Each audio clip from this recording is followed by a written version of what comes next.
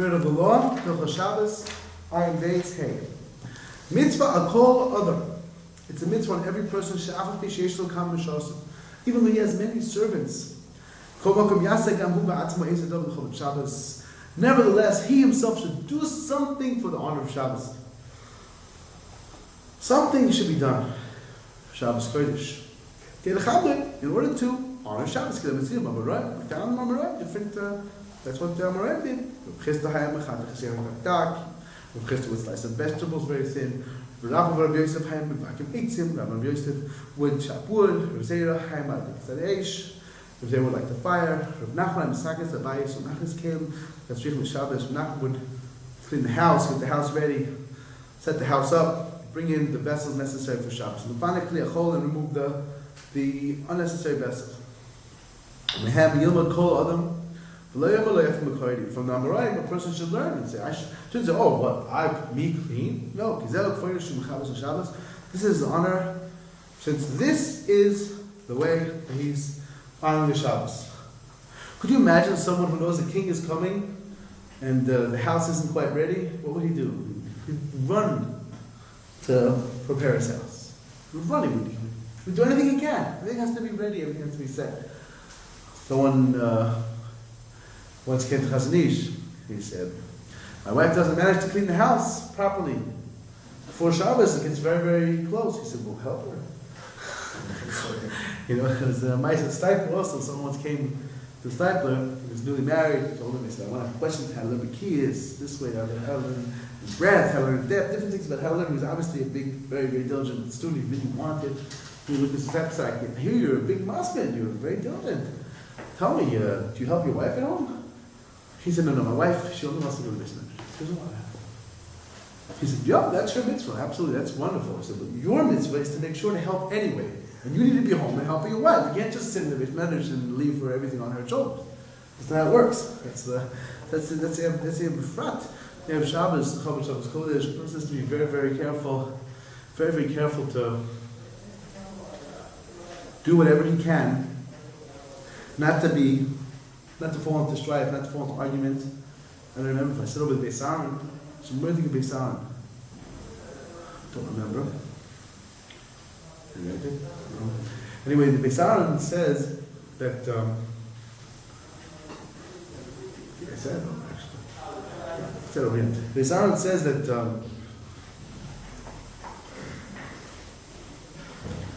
that everything a person does, really, it's from a lot of sources, this idea, many sources. Zohar, even saying from Shabbos does incredible things.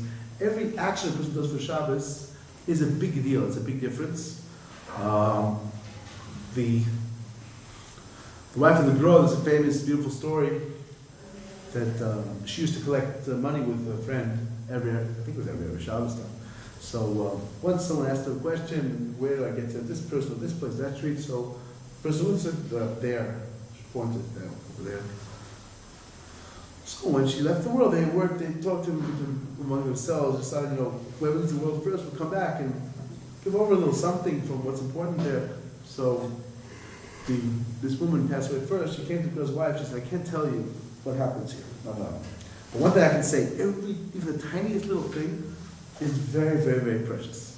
Even that one time we were together, someone asked me, remember where I get to hear and I pointed? That is incredibly precious.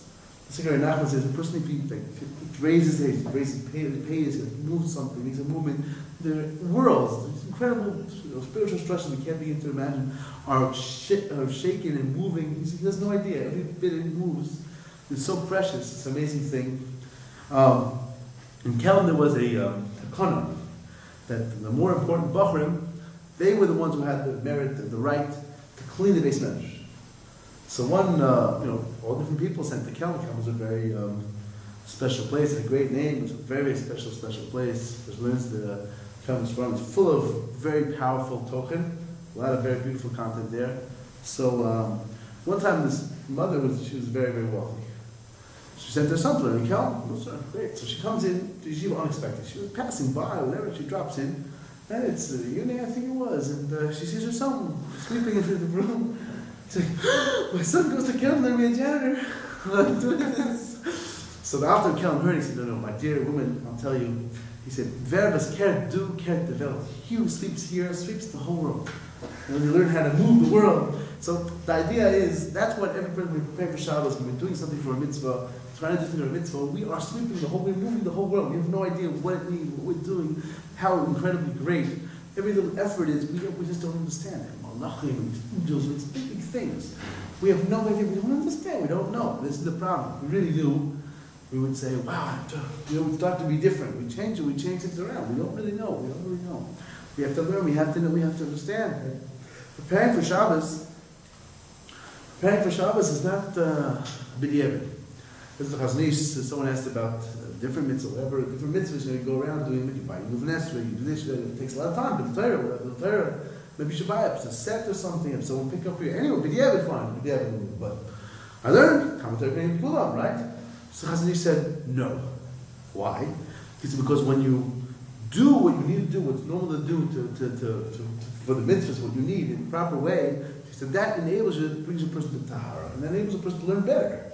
So if you have a lulav, you're looking for your lulav, who can imagine somebody and say, well, let's see, lulav necessary, and he says, oh, whatever, I get anything, it doesn't matter. I'm learning, the main thing is learning. You say, are you kidding? You're learning how important it is to have a good ashray and a good lulav, and you're not getting it. Come on, that's foolish. So the Chazanish said, he said when you're working and toiling for a mitzvah, it makes a big difference. The Rizal says a person sweats for a mitzvah if it's baking matzahs, if it's preparing for Shabbos, also sweat. And the Kabbalistic form, they're brought down, the Chida brings it out, bring down. Says that's mechaper on the worst of errors. It atones for even the worst things. You have to really appreciate it. We should be dancing. We're able to zochah that we're able to prepare for Shabbos, we're able to do good things. Every little bit of learning, every little bit of davening, every little bit of preparing, of going for mitzvah is an eternal acquirement. It's an eternity. So I have to realize, I have to understand. It's like so hard. Sometimes there's a really commercial about just a bias about a person who he needs money and he's in a place where diamonds are very valuable. So he hears about a country that there's diamonds galore, diamonds without end. So he gets to this country and everyone there wants onions. Onions are very precious. That's the big thing. So he starts to, at first he's sort of putting away, but he needs to buy food, he needs to buy a house. It's like, need onions, listen, the onions, you gotta live. Tachas, what's gonna be? What about the onions? So, whatever he's preparing, he gets so confused that he starts to really amass a fortune of onions. He forgets about the pebbles, these diamonds. They're like, what do they want this for? They're very nice, but look what they want for. Everyone has a diamond, no big deal, you can get it easy, So he finally comes home, he's so confused, he gets home, he has a shipload of onions, which is mostly rotted. It's worth like, I don't know, whatever, he was 30 years away, whatever, 40 years away, and he brings up this onions. He's like, it's so worthless, you're left with like a lot of money, or really, whatever, 40 years you bring onions. What happened? So he says, well actually, he starts to check his pockets, a stone fell in a pocket, a stone fell in the cuff of his pants, he finds a few stones with, wow, million, billion, unbelievable amount of money, another million. Like, wow, why didn't I just take, this is what I should have brought home. He realized what's really precious, what's really important. He doesn't understand. We don't see it, we don't understand it.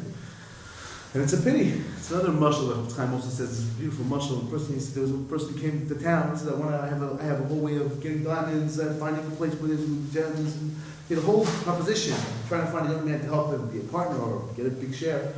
And nobody said, this guy's out of his mind, loco, he's crazy, looking, so come on, whatever. He said, no, it's fine, one person I'll go with you. They go together, they come back 10 years later, and they're both multi-millionaires.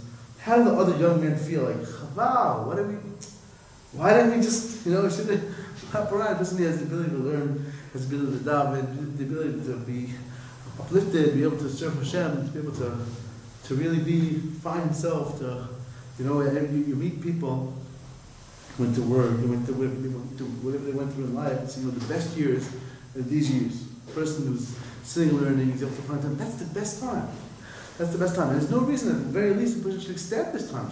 Share, learning, whatever he can do, but whatever it is, he has to know, the time I learned, that is the best time. It's not onions that are the best time.